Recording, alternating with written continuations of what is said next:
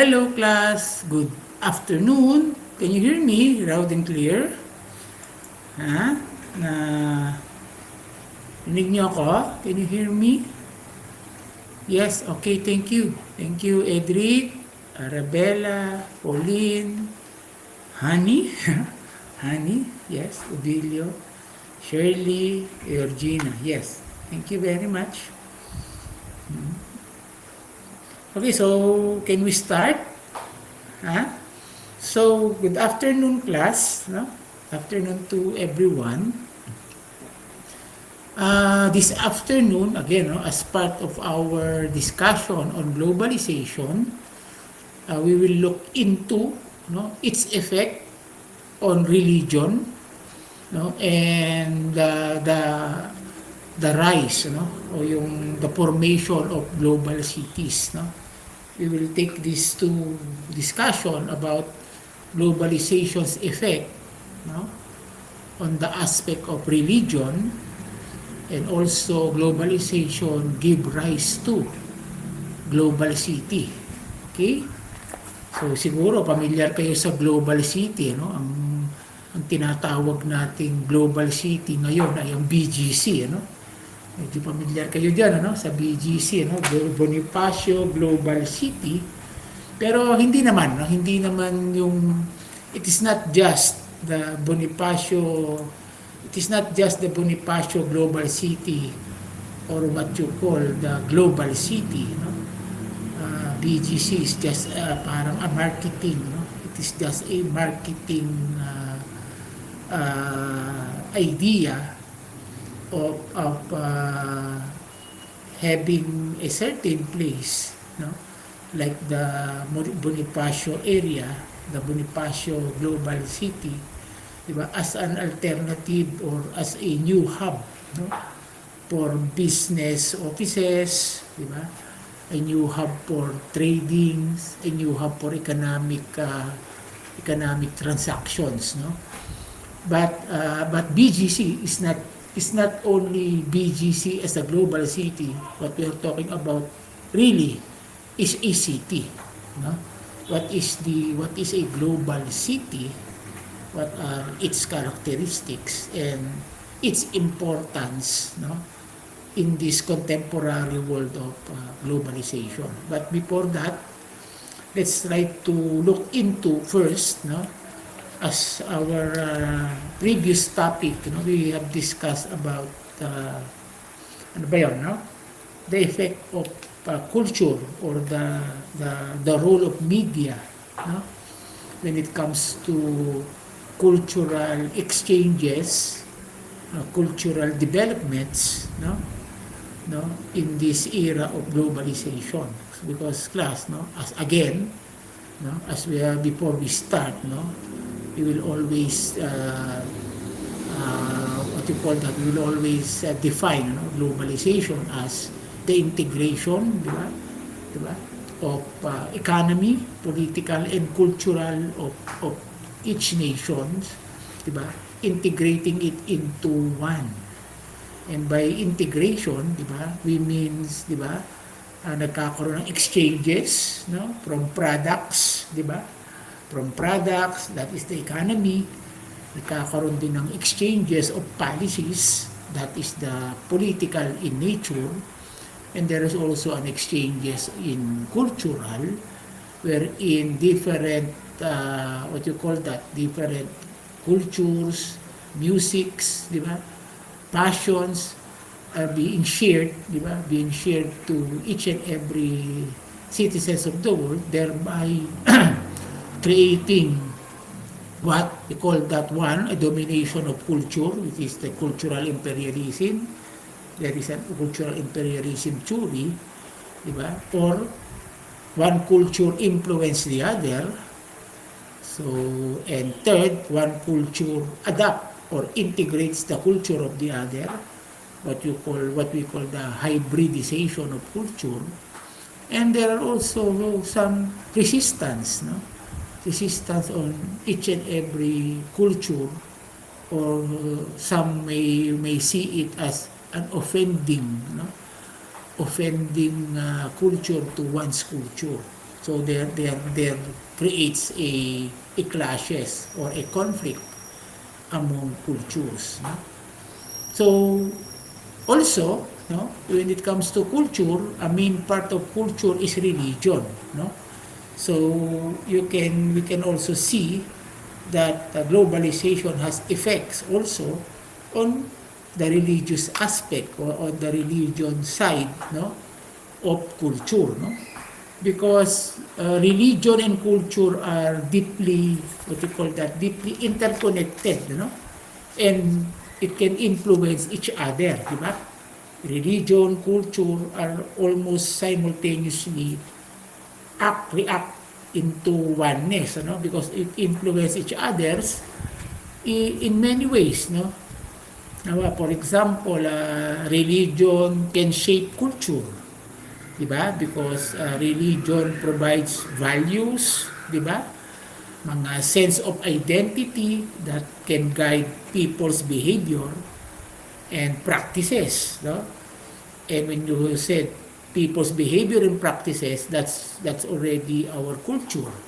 How people behaves, di ba? How people reacts to its environment, or how people express themselves from dress, di ba? From your dresses, through our expressions, through our attitudes, behaviors, and belief, di ba? That's your culture, and religion plays a vital role, di ba, in shaping one nation's culture. Di ba? Parang iba ang kultura ng mga Katoliko, no? Iba ang culture ng mga Muslims, and so on.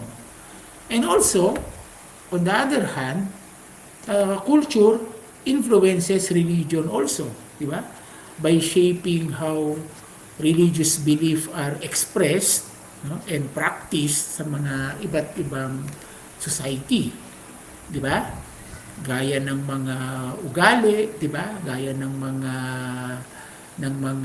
gawi ng mga tao sa influence of their environment also affect religious practices. Diba, gaya nga nung banggit natin, sa globalization, it modernized the world.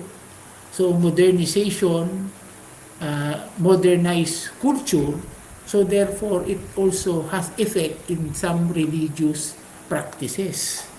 Di ba? Meron ngang nagsasabi, di ba, na some are saying na hindi na nga masyadong sagrado, no? Ay, hindi na kami sagrado Katoliko, di ba?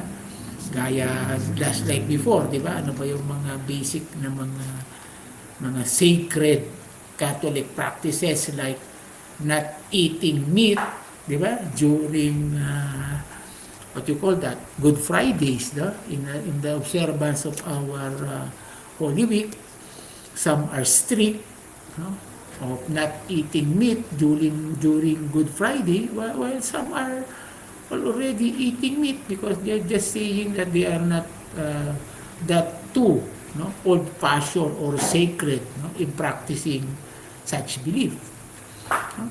Some are not eating meat for the whole Lenten period, or some are practicing what you call that fasting on the whole Lent season, while others do not, because modernization, no, affects the cultural behavior, and that cultural behavior affects also some religious practices. So in overall, di ba, culture and religion works hand in hand, no, to form what you call that a worldview.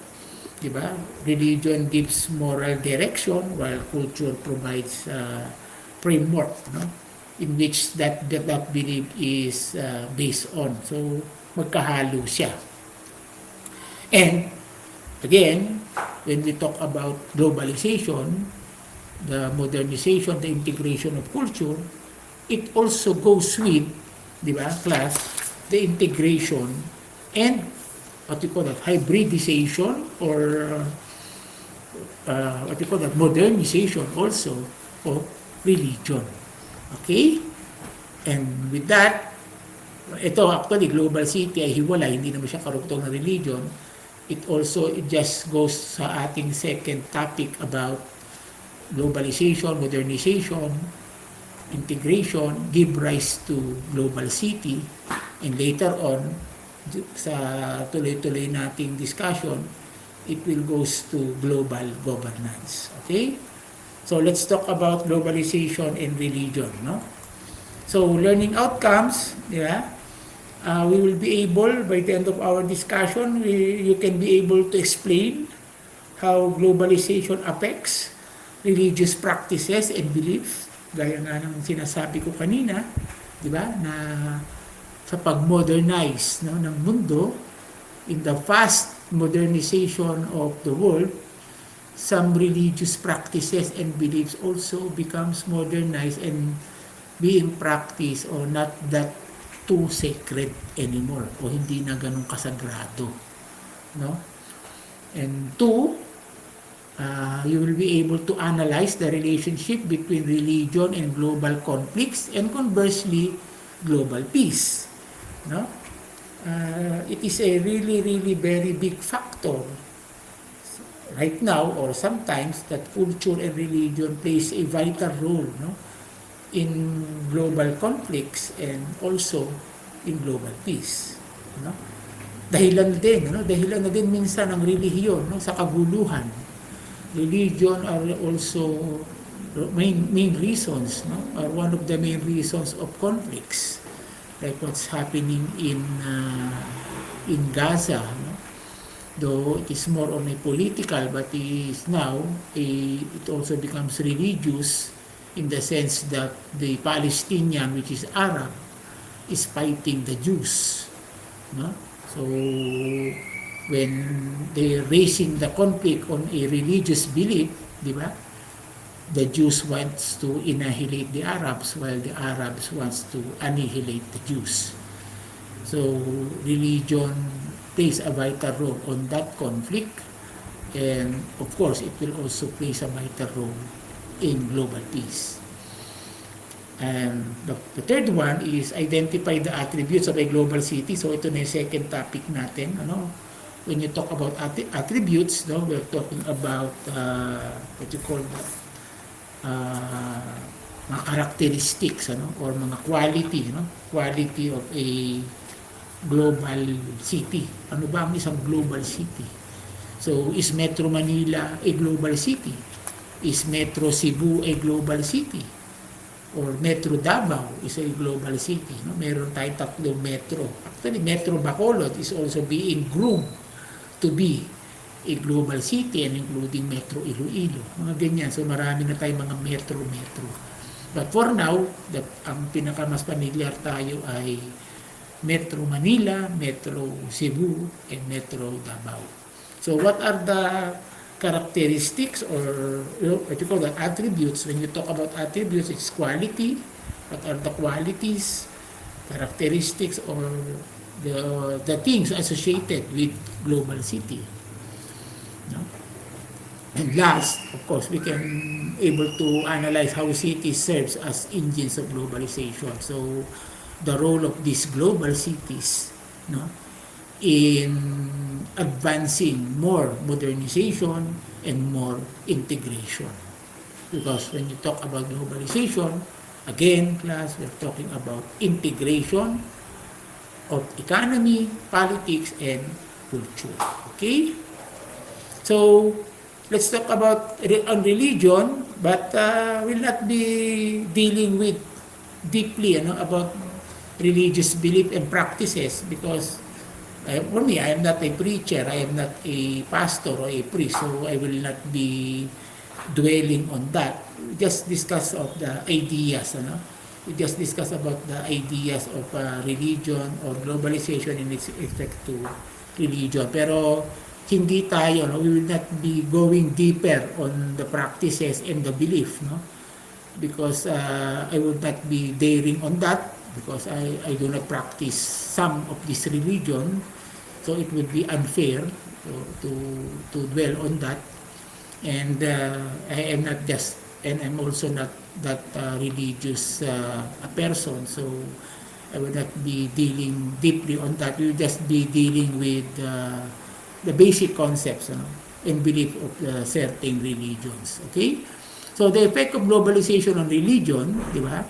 Since globalization enhances communication, di ba?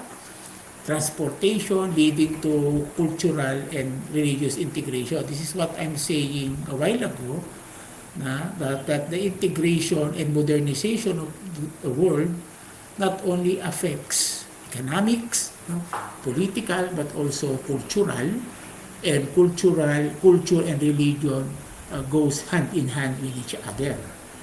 So with the integration, gaya nga nung nakaraan nating session, di ba? Yung modernization through media, through social media, for that matter, di ba? Facilitates the fast spread of cultural exchanges. And also, with that technology, it also facilitates the fast spread of religion worldwide. Di ba? Sinong mag-aakala na merong Iglesia ni Cristo sa Amerika? Meron din yata nagtatayo ng Iglesia ni Cristo sa other parts of the world. Di ba? Diba? Kasi kaya nang i-facilitate ng modern technology, modern transportation, diba? Ang pag-spread rin ng idea ng isang religion. Diba? Si Kibuloy nga, diba? Si Kibuloy, mayroong Kingdom of Jesus, diba? Sa Amerika. Pero ayaw niya nang pumunta ng Amerika ngayon. Matapos niyang itayo yung simbahan niya kasi pag pumunta siya sa Amerika, wanted siya, kukulong siya. Ngayon, ayaw niya nang pumunta doon. But kidding aside, di ba? Because of modernization, the exchange in cultural and culture and religion goes hand in hand, coexist with each other. It facilitates also the spread of religion worldwide or different religious belief worldwide. Hindi nga lang sila ganun ka-influential, but it spreads. Di ba? Meron ng mga Jehovah dito sa Pilipinas, the same way na may mga iglesia ni Cristo in other parts of the world. Diba? May mga evangelical na nagtayo na dito, yung mga Latter-day Saint, which is founded in Europe, nandito na. Meron din namang mga local religion dito na nag-spread rin sa ibang parte ng mundo. But that facilitation of belief through modern technologies and transportation, di ba, also gives risk in eroding some traditional religious customs. Yun yung sinasabi ko kanina, class, yung practices of some religious customs and belief are being modernized na din. Hindi na rin nagiging ganon ka sagrado. Di ba? So, can you give an example of that? Di ba? Because of modernization, lalo na kayo, especially you, the younger generations, di ba? Though some of our oldies, you call that oldies, are saying to us, huy, bawal yan, huy, bawal ang ganito, huy, wag ganyan, huy, ganyan. Di ba? May mga tendencies na minsan na tayo ay nagre-resist na dito, and some are just practicing it leniently dahil na marami na din pagbabago sa modern world, because that modernization also erodes, di ba? Traditional religious customs, di ba? And due to some cultural mixing and modernization, gaya nga ng sabi natin before, nagkakaroon na ng, kahit na sa culture ay nagkakaroon ng hybridization, there also comes hybridization in some religious practices. Okay? So, marami yan. Siguro naman, iniisip nyo ngayon na marami ding mga practices tayo, kahit sa Roman Catholic practices na mga binabanggit ng mga lola natin ng araw, na para bang short of saying na parang nagtataka tayo bakit ganun. Pero dahil nga yan sa modernization, dahil nga yan sa mga exchanges of culture worldwide. Okay, so let's just look at some points, daanan lang natin. Again, sabi ko, we will not be dwelling deeper on this essence because hindi naman tayo mga preacher, para magpalalim, but let's just try to pass this topic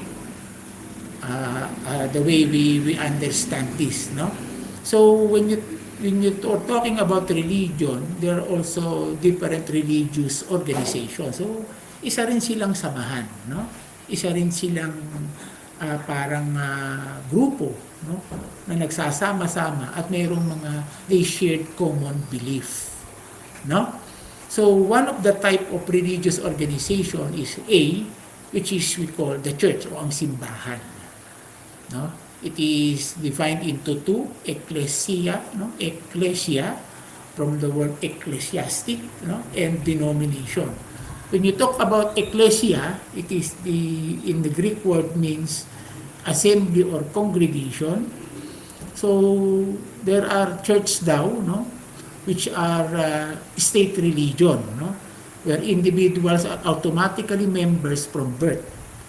So pag pinanganak tayo sa isang ecclesia na bansa o merong dinedeclare na state religion, automatic miyembro tayo ng relihiyon na yon. An example of that is Islam in Saudi Arabia. So when you are born, if you are born or you are a Saudi Arabian national and you are born in Saudi, you are automatically by birth become an Islam in Saudi Arabia. And also, in the Catholic Church in Spain, di ba? So, ikaw ay Catholic, member ng Catholic Church ng Spain, sa Spain, ipinanganak tayo, we were born to a mother, father of member of the Catholic Church in Spain, automatically, tayo ay member na din ng Catholic Church ng Spain. So, automatic. So, that's what they call the church when a church is ecclesia. Okay? Number 2 is denomination. Ito naman yung tinatawag nilang large religious organization integrated into society but not officially part of the state. Members are usually born into it. Ito naman yung binabaptize pa. Kahit naman dito, di ba, sa Pilipinas, nung pinanganak tayo, Katoliko naman ang ating nanay at tatay, pero hindi pa tayo automatic Catholic na, kasi kailangan muna tayong binyagan, or yung i-baptize. So that is a denomination. So here in the Philippines, we practice what you call a denomination type of a church.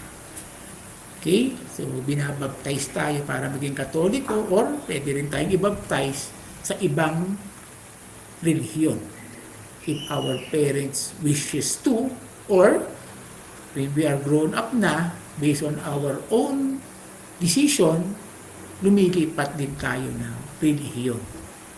So kaya hindi siya state religion, may malaya tayong lumipat at magpa-member o baptize ang tawag nila, sa ibang religion na ating gusto.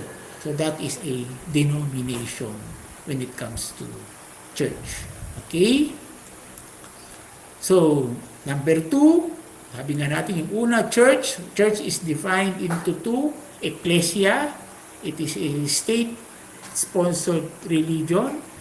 Denomination, you are being baptized or being member to that. And there is also what you call the mega church, Mega church, Ito naman yung sinasabi lang, large religious organization with over more than 2,000 worshippers weekly. Ito yung mga malalaking prayer session, At mahaba ang kanilang mga prayer session o mga spiritual session.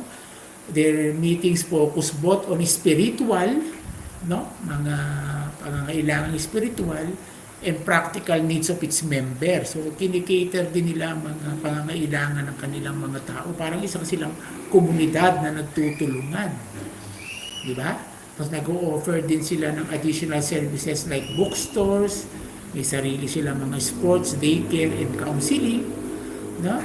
And criticize for lacking of personal connection among members kasi mas more on mga nasa hindi naman sila nagkikita-kita talaga, 'di ba? Nagkikita-kita lang sila, 'di ba, doon sa kanilang malalaking no? Coliseum, doon sila nagkikita-kita. When I'm searching an example of a mega church, lumalabas sa internet ay Jesus is Lord, or JIL, no? O JIL and the likes, no? Are samples of a mega church religious organization. So another one is the Cathedral of Praise, no? So basically, sa colloquial term natin, itong mga parang mga prayer rally, no, ng mga ganitong classic organizations are what we call now as the mega church. No, yung mga nagpe-prayer na maramihan, no, every week, every Sunday, talagang nasa isang malaking lugar sila, nagsasama-sama sila, at doon sila parang nagdi-discuss, no? Mainly nagdi-discuss ng kanilang faith at nagdi-discuss din ng mga pangangailangan ng kanilang mga member, at meron dinidiscuss din nila doon ng mga programa para sa mga pangangailangan ng kanilang mga member. And that is what we call a mega church. Again, a sample of it is the JIL, no? The Jesus is Lord. Yan ang sample, no? I-type ko lang, no? So, sample of mega church. JIL, no? Jesus is Lord. Ministry. Siguro yan yung mas yan yung mga ministry, no? Okay, class, o nga pala, no? If I have some wrong information about, baka meron ditong ibang religious group, ha? Kindly correct me, ha? Kung meron akong mga may maling konotasyon, kung tatamaan ko man, especially if we have brothers and sisters here who are in the Muslim communities, in the Buddhism or Judaism community, please, kindly correct me kung may mali ako, ha? At I'm more than willing to learn. Okay? Kasi nga, sabi ko, hindi naman din ako preacher, hindi din naman ako practitioner of one religious congregation. So, I'm just discussing it to you academically. Okay? Another thing of religious organization is what you call the sect. Ito naman mga sect o sekta in Tagalog, siguro pamilyar kayo, narinig mo, anong sekta ito? Anong sekta ba itong grupong ito, May nakita kayong grupo diyan ng mga nakadabit na puti, may mga nakabelyo, isang grupong naglalakad, di ba? Minsan sasabihin natin, anong sekta ba itong mga to? Kasi ang mga sekta daw, ang sect is a small religious group that has broken away from a larger denomination. O, di ba? Kung meron Katoliko, itong sekta na ito ay yung mga umalis sa isang larger denomination. The Protestant movement or the Protestant church started as a sect. Umalis sila sa Catholic belief and naniwala sila ng iba kasi they have often conflict with societal norms and values of the Catholic belief. Diba? Nagsimula sila doon and later on, naging major denomination na sila. So usually, ang mga denomination na nagsisimula naman sa mga sect din, sa mga sect o sekta, because ito yung mga umaalis sa mga denomination. Dahil meron silang conflict sa mga norms and values noong denomination na pinanggalingan nila. And worship is more emotional compared to formal denominational practices. Sabi nila, mas emotional daw o mas dinadamdam. And if successful, may grow into denomination. Ayan, gaya na sabi ko, mula sa pag-break away nila sa ganung religious denomination because of some conflict and they worship even more emotional. Then later on, if they grow and they succeed, they will become a major denomination. An example of that, but now it is already a major denomination, I guess, is the Aglipayan movement, di ba? Yung mga Aglipay, no? Nagsimula yun sa sect kasi umalis sila sa simbahang Katoliko kasi ayaw nila ng simbahan ay pinamumunuan pa din ng mga Kastila. Because Bishop Aglipay then was part of the, di ba, liberation movement for the against Spanish colonialization. So even the Catholic Church ay gusto nilang palayain. No? They want the Catholic Church of the Philippines also to be free of Spanish control. So they established their own church, di ba? Kaya nga Philippine Independent Church, or better known as the Aglipayan Church, because the Philippine Independent Church was founded by Bishop Aglipay. But Bishop Aglipay, as you will know, di ba, bishop is also a bishop of the Roman Catholic Church. No? So yan yung mga sect. And another siguro example ng sect ay INC. Di ba? Iglesia ni Cristo, no? Nagsimula sa isang sect, but I guess baka major denomination na rin sila ngayon because they break away from the Catholic belief, no?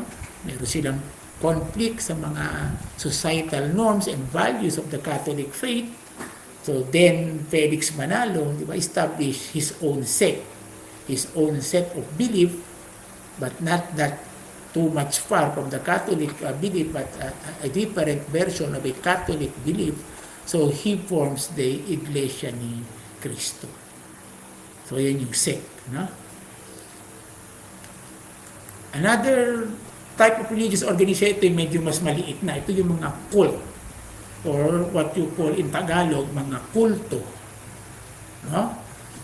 But also, from a cult, which also a small group that deviates from the mainstream religious tradition, it does not originate from a larger denomination. They are more of a secretive and often led by a charismatic leader, di ba? And historically, Christianity and Islam began as a cult. Ito namang cult ay hindi naman necessary parang umalis o nag-break away, no? Just like the sect, no? Sect breaks away from a major religious denomination, but a cult does not really break away from a religious tradition or denomination, but rather they have their own sets of belief. And maybe that sets of belief also comes from where they are coming from, di ba? Siguro naman galing din naman sa Katoliko yung mga yan, but from there may nakikita silang mas iba pa o mas dapat pang nilang gawin, so nagbubuo sila ng kanilang cult, no? That differs from the major belief that exists in a society. Halimbawa, ang sample niyan, yan yung alam niyo yung sa Davao, di ba? Yung kay Senyor Aguila, di ba? Parang nakakampo sila doon, di ba? May sarili silang parang bakuran doon na hindi mo mapasok.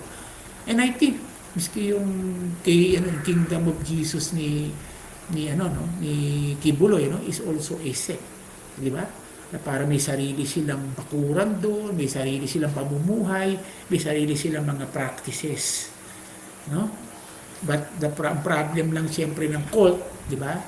Later on, nababalitaan natin, we come to know na there are some exploitation going on. Kasi nasasamantala ng mga secretive, no, ng mga charismatic leader yung mga napapaniwala nila. And usually, the belief in the cult is the belief way back pa ng mga luma. Ang mga cult kasi mas gusto bumalik sa mga makalumang mga belief o paniniwala. No? Ayaw nilang sumabay, no, sa modernization kasi mas sa tingin nila yung mga old practices before ang mas tama pa rin ngayon. But unfortunately, those arguments are being used as exploitation, di ba, sa kanilang mga miyembro.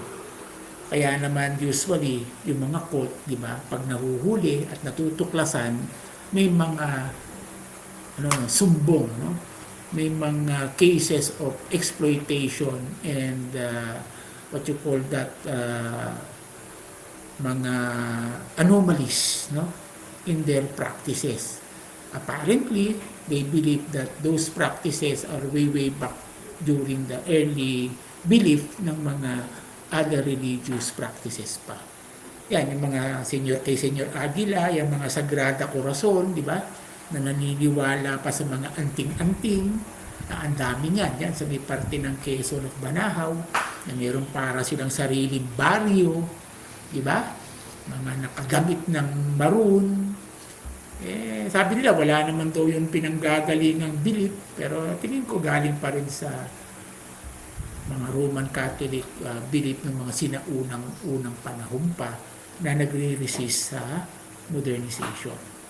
Okay? So that's it. So when you talk about religious organization, we have the church, we have the mega church, we have the sect, and the cult. So malaki, then papaliit ng papaliit. Okay? So, what are the purpose of religion? Siguro naman, class, magkakaintindihan tayo dito, no? O ano ba ang relihiyon? Ano ba ang halaga nito sa buhay ng tao? Diba? O ano ba ang dahilan? Bakit may relihiyon, no? Sa bawat bansa? Diba? At sa totoo lang, class, nakagisna na natin na mayroong relihiyon. No? So, what are the purpose nito? No? One, social control. Diba? It encourages adherence to moral and ethical rules. Religions usually have already their own sets of ethical, moral rules.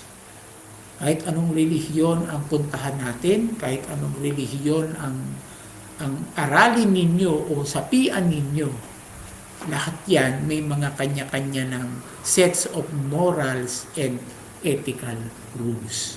Kaya pag pumasok ka dyan sa relihiyon na yan, di ba, magkakaroon sila ng control sa iyo kasi kailangan nilang ipatupad yung kanilang quote-unquote sets of morals and ethical rules, and you, being a member, must also follow. So doon nagkakaroon ng control, di ba? The hierarchy of the religion will impose the rules, and you, being a member, must follow the rules, whatever it is. Okay? When you identify yourself to that morals and ethical values of that certain religion, they will have social control over you. Diba? Pag sinabi ng paniniwala mong bawal ang ganito, hindi pwedeng gawin ito, sumusunod na lang tayo kasi ganon ang sinasabi ng ating relihiyon. O anong isang malaking sample niyan, no? We can equate that economically and politically. Di ba? Sa Iglesia ni Cristo, sabi nila, bawal sumali sa mga union ang mga miyembro nila. O, di ba? Kaya pagka may union sa isang pabrika, no? Union ng mga manggagawa, hindi sumasali ang Iglesia ni Cristo dahil sa kanilang adherence to moral and ethical rules ng kanilang relihiyon, sinasabing bawal silang sumali sa union, though economically and politically, union in every factories are hindi naman bawal at hindi naman masama, pero dahil utos yun ng kanilang paniniwala, hindi sila sasali. At maraming ganyan. No? Kahit nga sinasabi nila even the black voting of the Iglesia ni Cristo, so they are saying Iglesia ni Cristo is a powerful sect, no? Because when they command na this is the one that we will vote, no, knowingly, unknowingly, diba? Members of that sect will follow what the hierarchy says to them because they have social control over them. Okay? Number 2, religion also gives spiritual enlightenment. Ayan, totoo naman ito, class, no? Diba?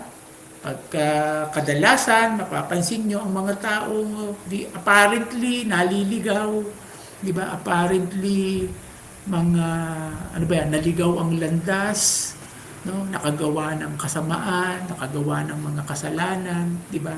They can find peace in some religious group because that religious group na nasamahan nila or naging membro sila o nakilala nila, di ba? Gives them meaning in life. Di ba? Dati ginagawa ko ito, dati masamang tao, ganito. Dahil sa ganito, di ba? Ngayon ay nagbago na ako. Yan, that's the term, ano? Not to ridicule, but that's the term of born again. I was born again. Yung parang galing ka sa lumang buhay mo, di ba?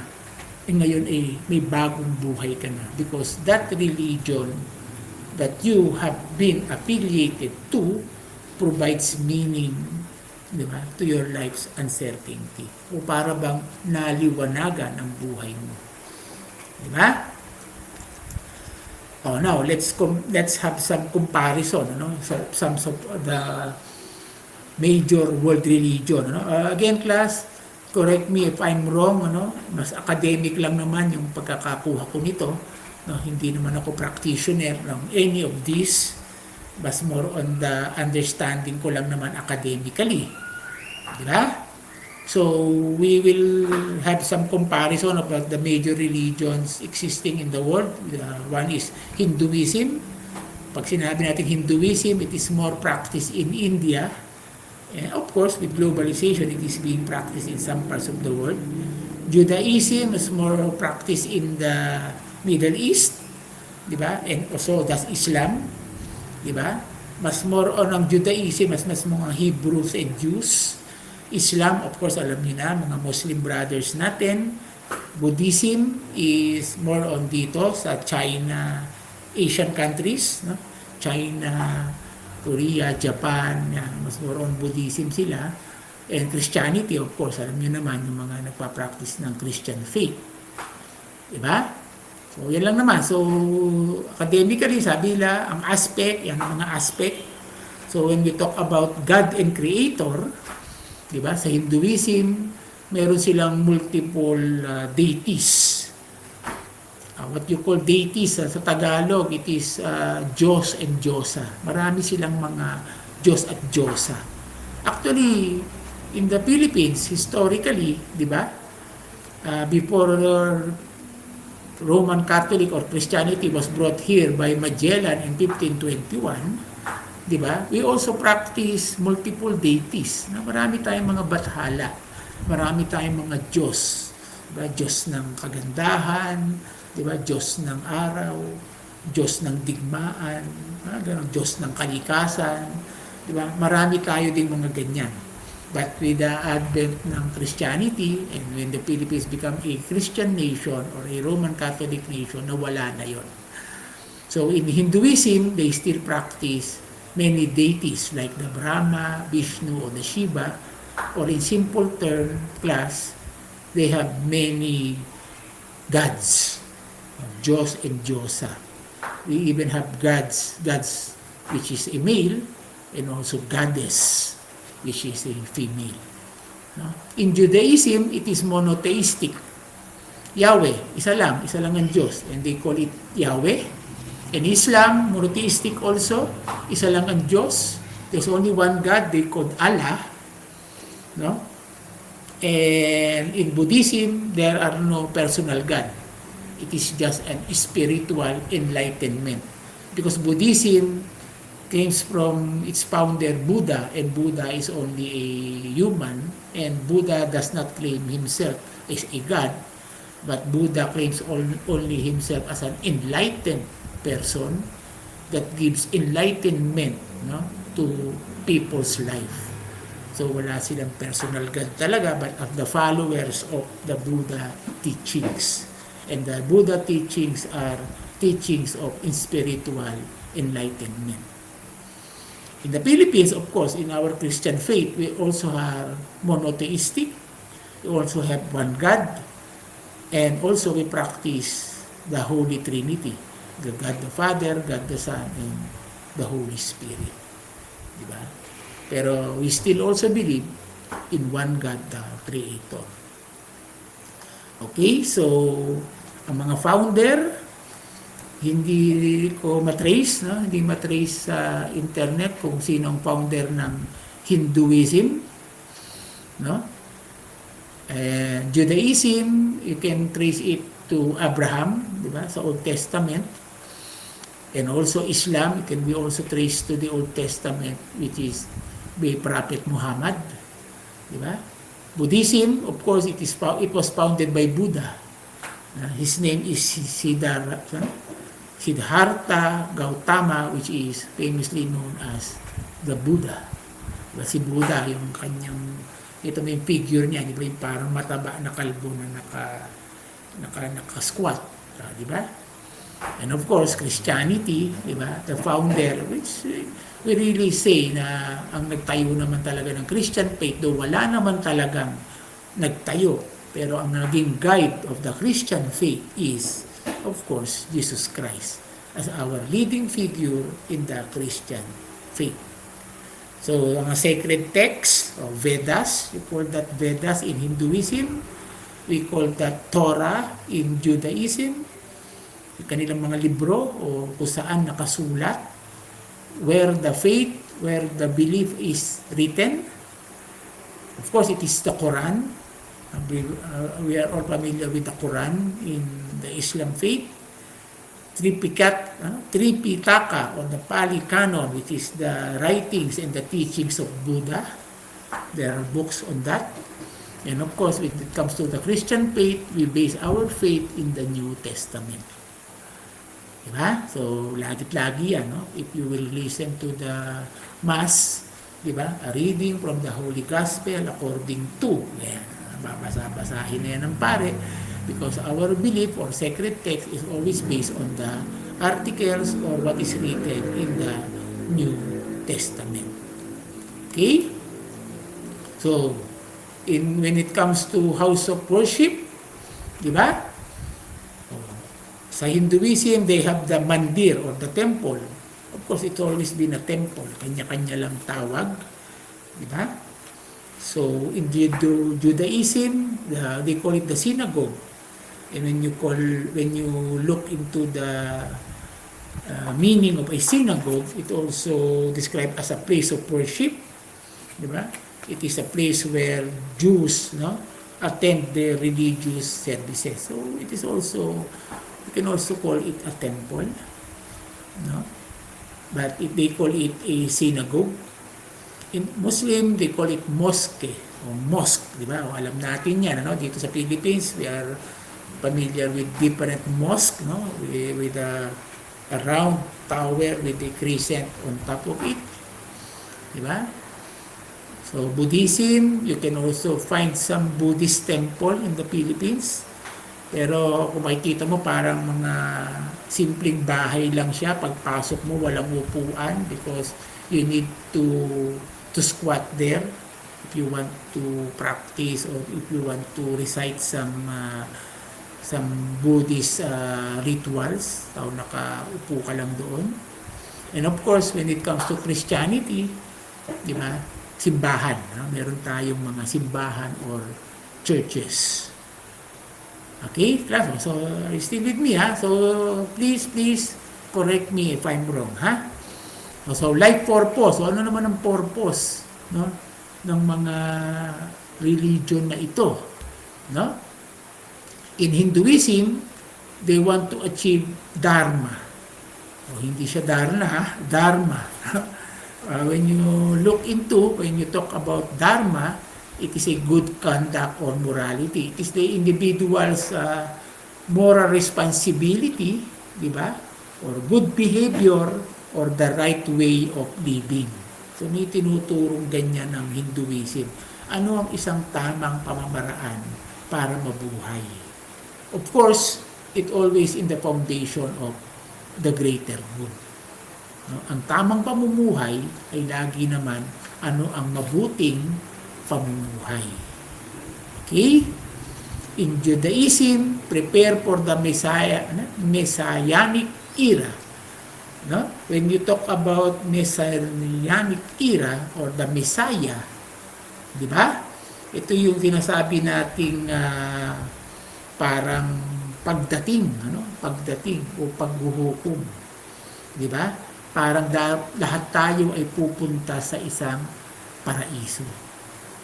Yan, parang ganyan. Ganyan naman sa Buddhism, no? So, sa Islam naman, always worship the words of Allah. O kung anong nakasulat sa Quran, always worship it, always follow it, no? And when it comes to when it comes to Buddhism, it helps others achieve freedom from suffering. Ang Buddhism naman was more on parang mga nagpa-practice sila ng meditation para maka-alpas. So, people or humans can get over with earthly sufferings. No? Mapapasin nyo kahit sa mga pelikula, di ba? Ito parang baka matawa lang kayo, di ba? Sa mga Shaolin movies o karate movies, di ba?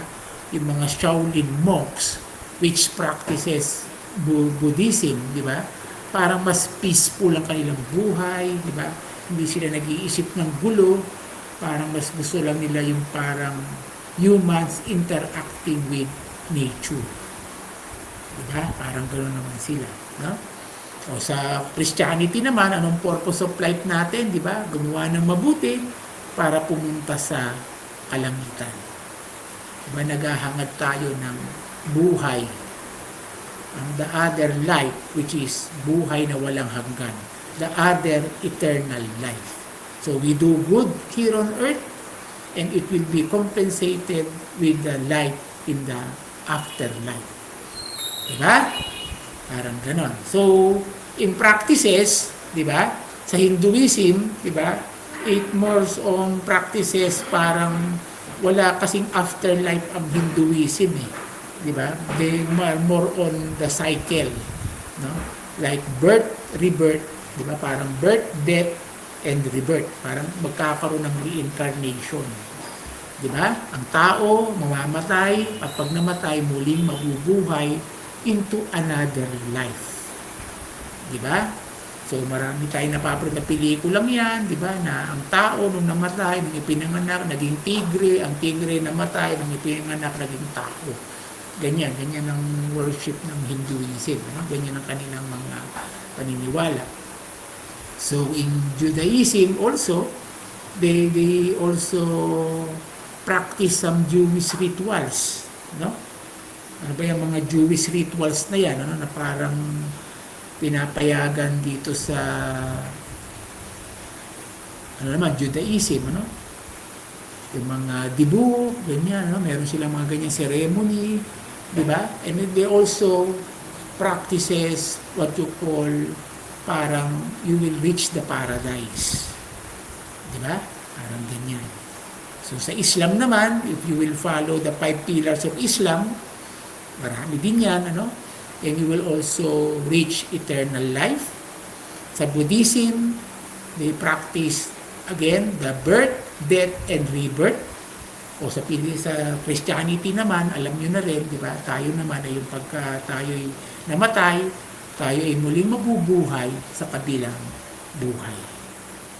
Okay? So, mga ganyang mga bagay, na mga paniniwala, iba't iba. But you can all see, di ba, based on this aspect, na parang lahat naman nagtuturo ng kabutihan, lahat naman nagtuturo ng good values and morals, di ba, to help each other and mako-compensate tayo ng what, di ba, in our rebirth, di ba, kung ikaw ay Hinduism, Judaism, and Buddhism, in our rebirth, ng isang magandang buhay uli, while Islam and Christianity will be granted eternal life. So, kanya-kanya lang naman kumbaga patutunguhan, ang importante, gumawa tayo ng mabuti. Okay? So yan yung sinasabi ko, salvation, di ba? And the afterlife. So yung paggawa mo ng mabuti, i-rebirth ka na sa isang bagong tao o bagong uri ng buhay. Ganun ang paniniwala ng Hinduism, di ba? Judaism ay pupunta ka sa paraiso, di ba? Islam and Christianity, di ba? Pupunta tayo, maliligtas tayo at mapupunta tayo sa buhay na walang hanggan. Now, but why are we discussing this? No? Ako naman, ang bottom line is even different beliefs, no, of different major world religions that we are discussing right now, diba?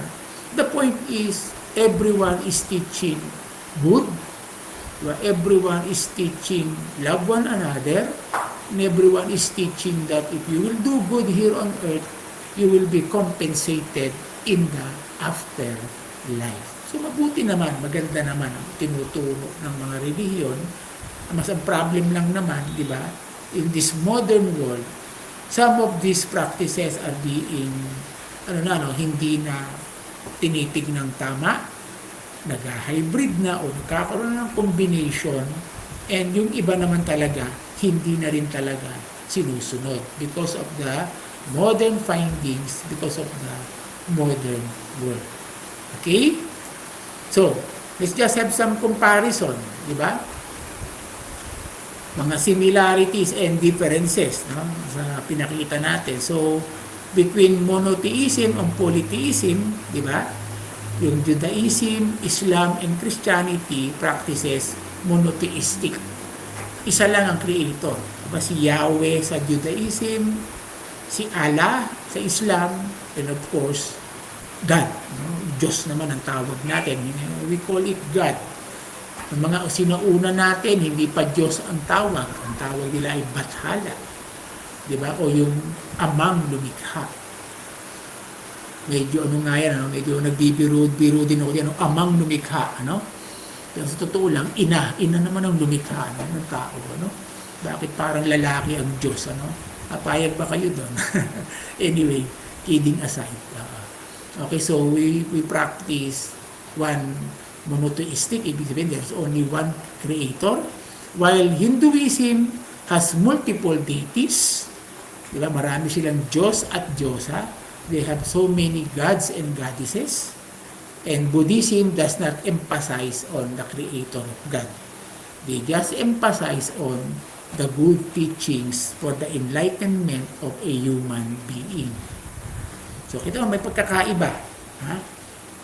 Pagkamat lahat nagtuturo ng kabutihan, yung iba naniniwala sa isang dakilang lumikha. There's only one creator. The other one is, there are so many gods that exist in this universe, whatever it is. And Buddhism does not believe in a creator, but more on the enlightenment of a person. Because if that human being becomes enlightened, he will die or she will die and will be giving birth again or will be rebirth again into a more good species also here on earth. Medyo maraming mga conflicts, medyo maraming mga terminologies. Again, I do not want to dwell on that. I just want to discuss with you the essence of their beliefs. Okay? Another thing is salvation in afterlife. Yan. So, Hinduism and Buddhism focus on breaking the cycle of incarnation. Ito yung sinasabi kong birth, death, and rebirth. Ganun naman sila. While Judaism, Islam, and Christianity is emphasized on eternal afterlife. Judaism says that they will go to a paradise. Islam will go to heaven. In Christianity, will also be going to heaven or will be given a life of eternal life. O buhay na walang hanggan. Kaya, di ba? Minsan maririnig nyo yan sa mga wake, sa mga burial. Ang katawang lupa lamang nawawala. It is the earthly body that cease to exist. But the spirit will go on to live and will live, diba? Will be given an eternal life. So ganyan ang mga religious belief and similarities and differences. And another thing is the practices and worship. Islam and Christianity emphasize faith and rituals, while Hinduism, Buddhism focus on self-improvement and enlightenment. So, ganun din naman, no? So, ang Islam and Christianity, mas more on tayo ay nagdadasal. Nagkakaroon tayo ng mga panata. No? One example of our panata is praying the rosary. Diba? And we believe that by praying the rosary, we will be given, diba, eternal life, or we will be given, diba, passes to the eternal life. No? While Hinduism, Buddhism, mas more on based on the teachings of Buddha in the Hindu practices, diba? They dwell more on self-improvement or doing good to others, and if you will die, you will be rebirth or you will be born again into a better life. Ganyan, kanya-kanyang paniniwala, ano? So, the effect of globalization on religion, di ba sabi nga natin, globalization spreads ideas, no? So, when you talk about spreading of ideas and having the internet or the media, di ba, helping the spread or the fast spread of ideas, di ba? Di ba? It also influence or give birth to a more modern or complex way of practicing religious practices also. Di ba? Na ipapakalat ang idea ng religion, but at the same time, nadidilute din ang idea ng religion. Di ba? Bagamat yung integration nga ay nagmamigrate din ng iba't ibang religious belief, di ba? Nakikilala natin ang mga Hindu, nakikilala natin ang mga Judaism through exchanges of people, no? But that exchanges of people also natututo din sila sa kultura at sa paniniwala natin. So yun, minsan nagkikreate nga yun ng hybridity at minsan na-challenge ang kanilang mga fundamental belief. Di ba? So nakuha niyo yung idea na yun. So doon tayo mag-focus. Although, sabi ko nga, globalization is also the interaction of culture and religion goes hand in hand with each other.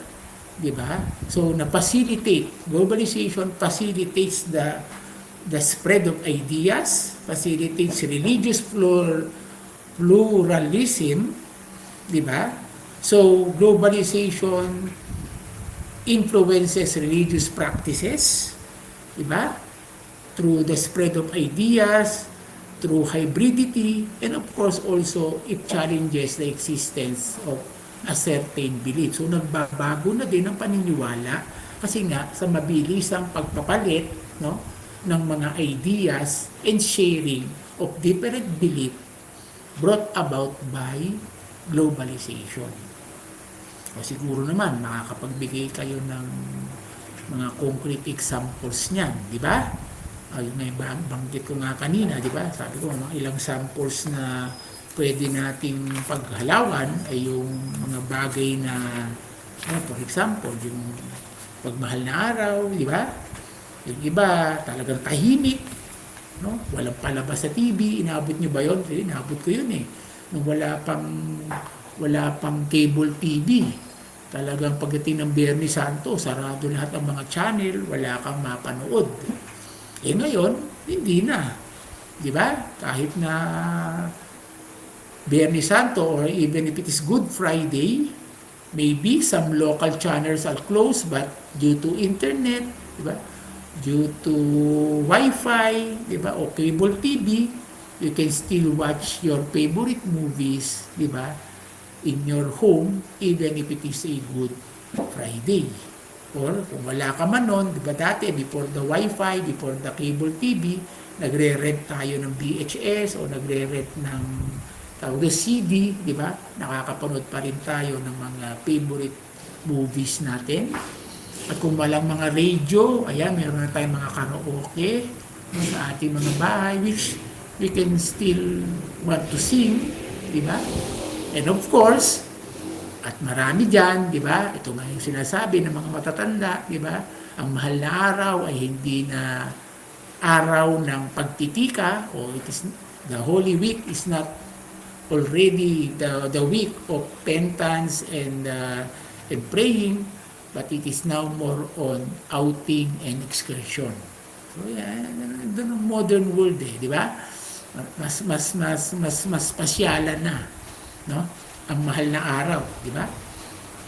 Ang sample ko niyan, di ba? Pagka nga mahal na araw, pumunta ka ng Baguio, parang kalahati, no? Kalahati ng mamamayan ng Metro Manila o halos lahat ng mamamayan nga ng Metro Manila ay nasa Baguio. Or kalahati nasa Baguio, kalahati nasa abroad. No? They are taking advantage of the long Holy Week, di ba? Holiday, not to pray, not to worship, but to rest and, di ba? Recreation. Ganun ang nangyayari. Siguro naman, class, baka yung iba sa inyo natatawa habang dinidiscuss ko ito, marami din naman sa atin ganyan. So what do I mean by that? Because of that globalization, because of that modernization, na nagtulak din sa pagbabago ng ating mga religious belief. Okay? So, let's talk about relationship between religion and global conflict and peace. So, gaya na nabanggit ko nga, di ba? May mga conflict sa mga belief, may mga conflict sa mga pinanggalingan nila. So, minsan, di ba sabi natin, globalization has increased also the centrality of religion as core identity marker. No? So, meron din talagang tumigas. No? Meron din talagang parang ayaw bumitaw. So, parang nagkakaroon talaga ng parang core, core believers, of that certain religious belief. No? So, with that, di ba, if religion has become globalized, but also more defensive against hybridization. So, yung ibang nagre-resist, ng ganung pagbabago o dong adaptation or hybridization becomes parang mga sila naman ngayon yung parang naging hardcore. They become the hardcore believer of that religious belief.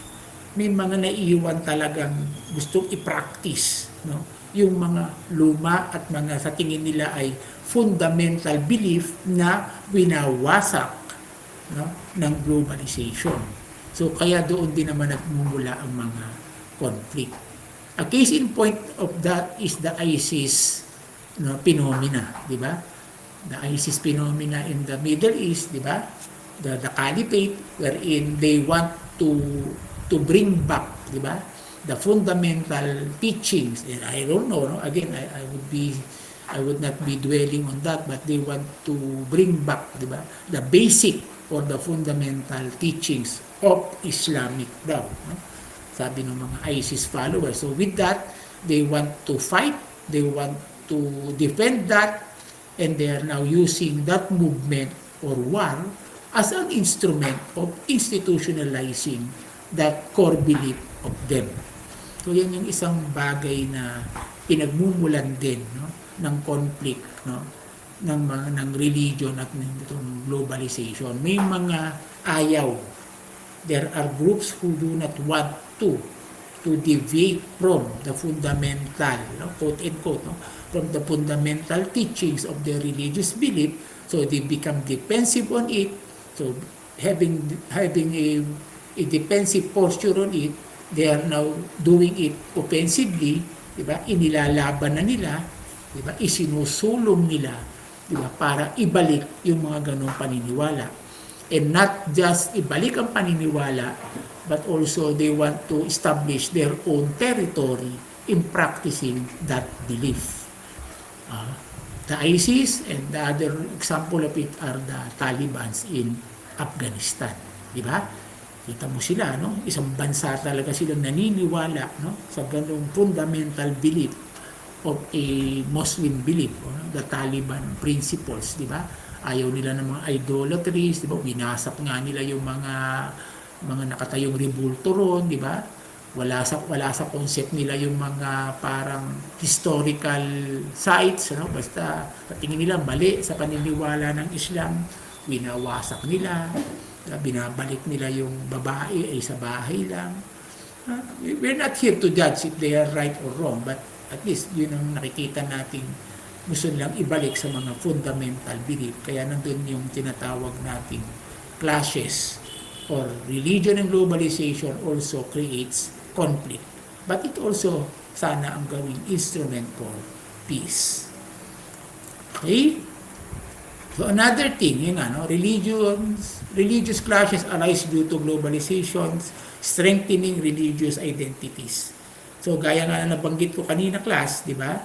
Sabi ko nga, modernize, nababawasan ang influence, mayroong mga gustong ibalik pa rin talaga at hindi lang ibalik, kung hindi i-strengthen pa din. No? To strengthen pa din yung ganong mga belief. No? Kaya merong tinatawag na religion resist hybridization and assert its identity. Ito yung sinasabi ko kanina, no? Na kahit na modernize tayo, may mga ilang practices na nga na parang hindi na ginagawa. There are other practices na hybrid na nga, but there are also some, no, that resist hybridization, that also resist modernization, and from there, they are asserting their own identities. Kaya nandoon naman ang conflict, and that conflict sometimes results into war. Okay? So, mula sa defensive action, sabi nga nila na pinoproteksyonan yung mga belief, ngayon hindi na lang sila defensive action, but more on the offensive action na gusto nilang i-establish, no? Not just to defend the belief, but to establish that belief. Now, the ISIS movement in the Middle East almost won, and another example is the Taliban power, no, in Afghanistan. Nakabalik na sila and they establish their own belief. Okay? So, yan. So, when you look at the table, no, yan yung ating mga major religious group in the world from 1945 to 2025. So, we look into it. No? Makikita mo parang marami pa din yung Islam Sunni, 1.5 billion, 1.2 ang Roman Catholic. Pero Roman Catholic is just one part of Christianity. Pero pag tinignan mo, Roman Catholic, Christian Protestant, Christian Orthodox, di ba? Makikita mo, number one pa din lalabas ang Roman Catholic sa buong mundo, followed by the Islamic belief. Tama ba? 1.2, dagdag mo yung Christian Protestant na 6, so 1.8, dagdag mo yung 2, so magiging 2 billion, no? Ganyan, 2 billion, 2.75, o yan. So, pero hindi nagkakalayo, no? So, mga 2 billion ang Christians, 1.5 billion ang mga Islam, and the rest, hati-hati na. No? So, I get that from the infostatisticdata.org. No? So, lalabas ang two dominant religion that exists in the world is Christianity and Islam. Hinduism, malaki din kasi malaki ang population ng India. Yung Buddhism, no? Malaki din ang mga followers niya. No? Malaki ang mainland sa China and sa eastern part ng Asia, no? Etc. etc. So, yan lang naman, no? Para ipakita lang sa inyo yung there are so many religions, totoo lang. No? Sabi nga ni Karl Marx dyan, there are so many religions that makes us hate one another, but not enough to make us love one another. So, yan ang problema ng relihiyon. Ha? Pero bagamat nagkakasundo naman, lahat na gumawa ng mabuti sa kapwa, at ang paggawa mo ng mabuti ay bibiyayaan ka ng afterbirth, afterlife, or paradise. Lahat naman nagbibigay ng incentive, ika nga, no? Lahat naman nagbibigay ng incentive pag gumawa ka ng mabuti, pero ang problema, kahit naman lahat ay nagtuturo ng gumawa ka ng mabuti, lahat naman tayo ay may conflict sa isa't isa, at hindi lamang sa isa't isa, kahit sa loob, no, ng bawat relihiyon natin ay mayroon din mga conflict sa interpretation. Diba? Yung nasabi ni Marx, diba? There are so many religions that make us hate one another, but not that many to make us love one another. Diba? So yan sa buong mundo. And next, ayan naman sa Pilipinas, no? Top 3 religious affiliation natin. So of course, Roman Catholic. We are predominantly Roman Catholic country. Sabi nga nila, almost 80%. O yan, to be exact, based on the 2020 census ng PSA na nilabas nila sa Philippine Star, 78.8% ay Katoliko, 6.4 ang Muslim, and 2.6 ayan, lumalaki na rin talaga ang Iglesia ni Cristo, and the rest, no, ng mga relihiyon ay parang mga less than 1% na hati-hati na sila. At marami pa rin naman mga iba't ibang relihiyon sa Pilipinas, no? Kung mapapansin nyo, ang dami dyan JIL, meron din namang Jehovah, meron din namang Latter-day Saint, ano? Medyo may mga kanya-kanya din naman sila mga teachings and belief, pero very, very minority sila compare mo sa Roman Catholic, which is predominantly yan ang Pilipino, diba? Muslim, mainly nasa southern part, and Iglesia ni Cristo, ang kalat-kalat sa buong bansa. Okay, so yan po tayo. O yan, so ito naman yung mga religious affiliation by decade. Napapansin mo, yung other religious affiliation ng mga 2010, 5 years later, parang lumiliit. Ibig sabihin, wala masyadong nagme-member na sa kanila. No? Yung iba, ang lumaki, mga evangelical, no, yung mga Protestant, parang lumalaki ang bilang, maraming lumilipat sa kanila o nagme-member sa kanila. Islam also is getting bigger, and mapapansin nyo, Roman Catholic lumiliit. No? So, hindi natin alam ano problema ng Catholic Church. Ang isang nakikita kong problema, minsan nga, nakapagkwentuhan ako sa mga pare, sabi nila, kukunti na rin ang nagpapare. Kukunti na rin ang mga estudyante o kabataang lalaki at babae ang gustong magpari o goes into priesthood and sisterhood o yung nagmamadre. Lumiliit na rin daw ang bilang ng mga yan. Okay, so sabi ko nga kay Father, mga kausap ko sa SVD, sabi ko baka may kailangan kayong i-reform sa inyong mga way of life o way of teaching para maka-attract. Siyempre, sabi ko, hindi rin naman ako in a position to give them advice. Yun lang yung parang nakikita kong baka kailangan kasi kung lumiliit at maliit na ang nagpapare, baka mayroong problema sa inyong sistema. Sabi ko, ganun lang naman. Okay? So, some contemporary views. Tapusin lang natin itong religion. Saka tomorrow we'll be continuing about the global city. So, mga current views about religion. Sabi nga, religion is no longer solely based on personal reflection. No, hindi na ganun kalalim. No?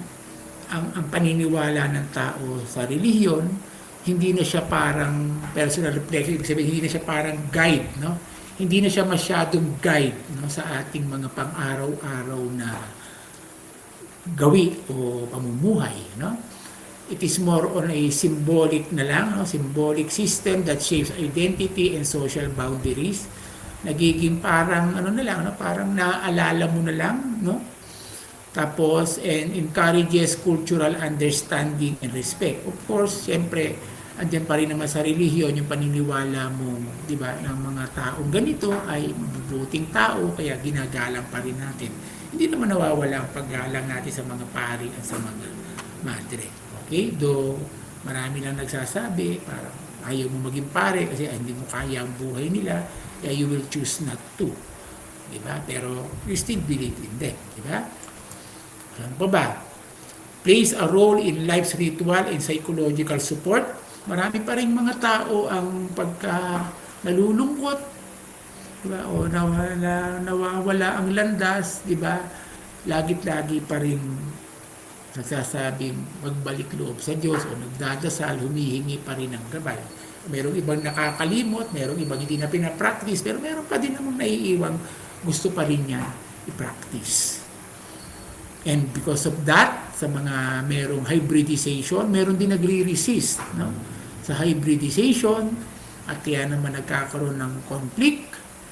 But at the end of the day, sabi nga natin, in this fast globalization or fast-paced modernization, di ba, hindi rin naman makakaligtas ang relihiyon, di ba, sa mga exchanges na ito at sa mabilisang itong pagbabago ng ating mundo, kaya nagbabago din ang paniniwala ng tao o pananaw ng tao sa kanyang faith. And when you talk about faith and when you talk about religion, we also, di ba, just be talking about faith o pananampalataya. At yan ay nagbabago-bago sa past modernizing of the world. Okay? So, notable results of globalization, no? Sa relihiyon, anong epekto? Yun nga, no? Secularization. Basically, becoming less important na sa society. Hindi na siya ganun ka-influence gaya ng dati. Religion is not that very influential anymore in the ways of life of people in this modern world. Because modernization reduces the influence of religion. Yes, of course, ang isang sample nga natin dyan, yung Holy Week. Di ba? Because globalization, decline in religious practices in the modern society, yan, again, the Holy Week. Di ba? The separation of religious institution from worldly affairs. Yung mga religious institution din dumitouch, no? Hindi na rin sila nakikihalo sa mundo, para bang naging isolated na sila. At ang tao ngayon, dahil sa principle of modernization and respect to each and every ideas, religion now is becoming more private. Akin na lang ito. Kung ito man ang paniniwala ko, irespeto mo na lang, pero parang hanggang doon na lang yon, nasa sarili mo na lang, hindi mo na ini-influence ang iba. What we're trying to say here, class, is, again, I will repeat, in this fast-paced modernizing world, diba, where culture, diba, cut across borders, diba, religion also cut across borders, but it interacts also with other culture and with other religion. Diba? So yun ang hindi maiiwasan, yung sinasabi natin, religion cannot really escape globalization. And which will, at sa dulo, class, sa tingin nyo, sino magdodominate? Gaya ng sinasabi natin, cultural imperialism theory, gaya ng sinasabi natin sa umpisa, na ang nagdo-dominate when it comes to economic trade ay yung mga powerful TNC, MNC, and big capitalist state, na sila din ang nagdo-dominate, di ba, ng mga policy when it comes to political. Ano din ba sa tingin nyo ang mangyayari in this fast modern society? Di ba? Ang magdo-dominate ba ang modern thinking, o babalik at babalik ba tayo sa old way of thinking which is being teach to us by our religious belief? Okay? So I will give that question, di ba, to each and every one of us to reflect, reflection, ano, religious term din, no? To analyze, no?